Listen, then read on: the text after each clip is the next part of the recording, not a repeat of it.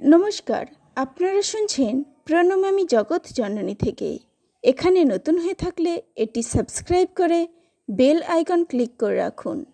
ঠাকুরমা স্বামীজি সম্পর্কিত বিভিন্ন তথ্য সমৃদ্ধ আলোচনা সবার আগে শুনতে ভালো লাগলে অবশ্যই লাইক, কমেন্ট ও শেয়ার করতে ভুলবেন না। শ্রী শ্রীমা সারদা দেবীর চরণে প্রণাম জানিয়ে শুরু করছি আজকের আলোচনা। জগৎ জননী শ্রীমা সারদা দেবীর কিছু কথা। তোমাদের সঙ্গে আবার আমার জাতের বিচার কি? তোমরা যে আমারই সন্তান। তুমি ভক্ত মানুষ, ভক্তের জাত নেই। তোমাকে প্রণাম করলে ওদের অর্থাৎ রাধুদের কল্যাণ হবে। তোমরা পা ছুঁয়ে প্রণাম করবে বই কি বাবা। ছেলেদের কল্যাণের জন্য আমি সব করতে পারি। ঢাকার এক ভক্ত মহিলা উদ্বোধনে শ্রী শ্রী মাকে দর্শন করতে আসেন। বিদায় নেওয়ার সময় মায়ের প্রশ্নের উত্তরে তিনি জানান যে সেদিন সন্ধ্যাবেলাতেই তিনি দেশে ফিরে যাবেন এবং এই ভিক্ষারিণী মেয়েকে মা যেন মনে রাখেন। উত্তরে মা বলছেন, 60 ও কথা কেন বলো মা, তুমি আমার রাজরানী মেয়ে। তোমাকে আমি নিজে গিয়ে দীক্ষা দিয়েছি। তোমার দুঃখ করবার কিছু নেই। তোমার ভালো মন্দ সবই আমি দেখব। তুমি কোনো চিন্তা করো না। যোগিন মাকে বলছেন, এরা পূর্ববঙ্গের লোক, এদের ভারী বিশ্বাস। এদের দেখলেও কল্যাণ হয়।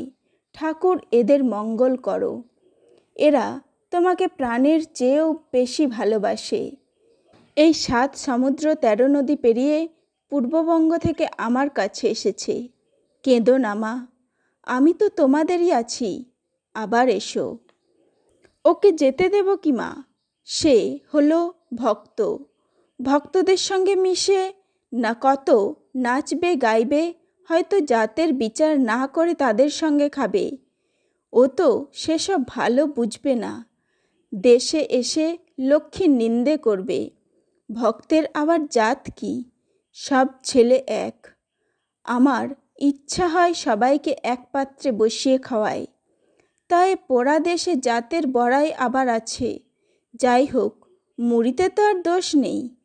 কাল এক কাজ করো, খুব সকালে কামারপুকুরের সত্য মায়রার দোকান থেকে বড় বড় জিলিপি 2 সের নিয়ে এসো।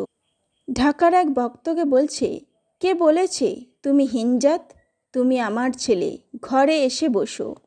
একদিন তুতে মুসলমান আমজাদকে নলিনী দিদি দূর থেকে ছুঁড়ে ছুঁড়ে পরিবেশন করছিলেন। মা দেখে বলে উঠলেন, অমন করে দিলে মানুষের কি খেয়ে সুখ হয়? তুই না পারিস, আমি দিচ্ছি। আমার শরৎ যেমন ছেলে, এই আমজাদও তেমন ছেলে। আমার ছেলে যদি ধুলো কাদা মাখে, আমাকেই তো ধুলো ঝেড়ে কোলে নিতে হবে। এক ভক্তকে বলছেন, ভয় নেই, ঠাকুর দেখবেন বাবা। ইহকাল পরকাল সব দেখবেন, সব রক্ষা করবেন।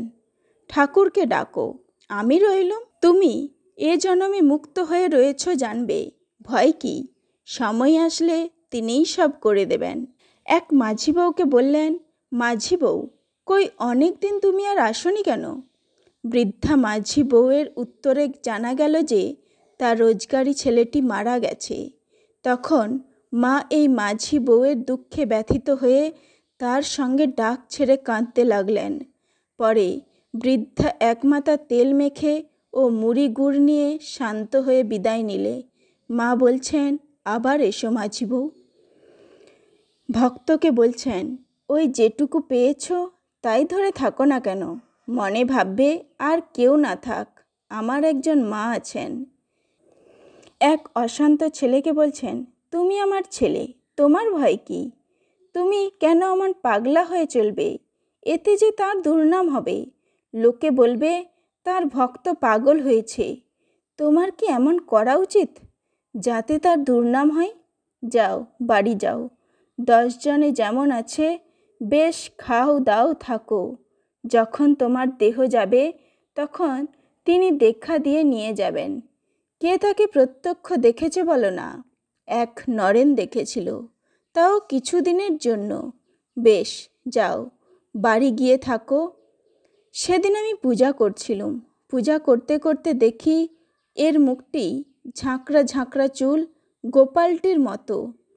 সেই দিনেই খানিক পরে এসে উপস্থিত।